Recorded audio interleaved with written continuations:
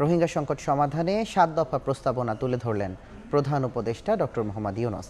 প্রথমবারের মতো জাতিসংঘ সদর দফতরে আয়োজিত রোহিঙ্গা বিষয়ক আন্তর্জাতিক সম্মেলনে এ প্রস্তাব তুলে ধরেন তিনি। বাংলাদেশ সময় রাত 9:30টার দিকে শুরু হওয়া ওই বৈঠকে অংশ নেন ৬৭ দেশের প্রতিনিধি। এছাড়াও সম্মেলনে উপস্থিত ছিলেন বিএনপি, জামাত, এনসিপির ৬ নেতা। সম্মেলনে প্রথমবারের মতো জাতিসংঘে মিয়ানমারের গণহত্যার কথা তুলে ধরেন নিউ ইয়র্ক বিশ্ববিদ্যালয়ে অধ্যয়নরত রোহিঙ্গা শিক্ষার্থী সায়েদ আলা। বিভিন্ন দেশের রাষ্ট্র সরকার প্রধান, মানবাধিকার সংস্থার প্রতিনিধি ও জাতিসংঘের বিভিন্ন কর্মকর্তারা। বক্তারা মিয়ানমারের জাতিগত নিধন নিয়ে উদ্বেগ প্রকাশ করে তা সমাধানের জন্য রূপরেখা তৈরির আহ্বান জানান।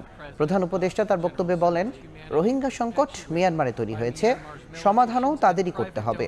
রোহিঙ্গাদের কারণে আর্থিক ও পরিবেশগত সহ নানা অপরাধের হুমকিতে বাংলাদেশ। নিরাপদ প্রত্যাবাসনই একমাত্র সমাধান উল্লেখ করে তা বাস্তবায়নে মিয়ানমারের প্রতি রাজনৈতিক চাপ প্রয়োগে বিশ্ব নেতাদের প্রতি আহ্বান জানান doctor Yunus.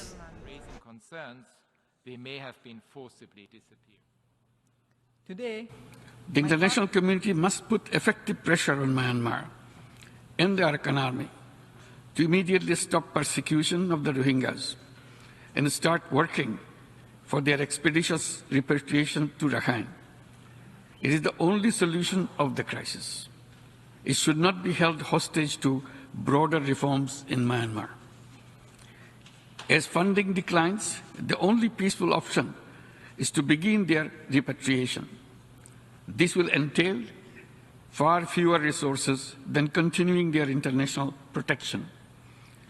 The Rohingyas have consistently pronounced their desire to go back home. As an immediate step, those who recently crossed into Bangladesh, escaping conflict, must be allowed to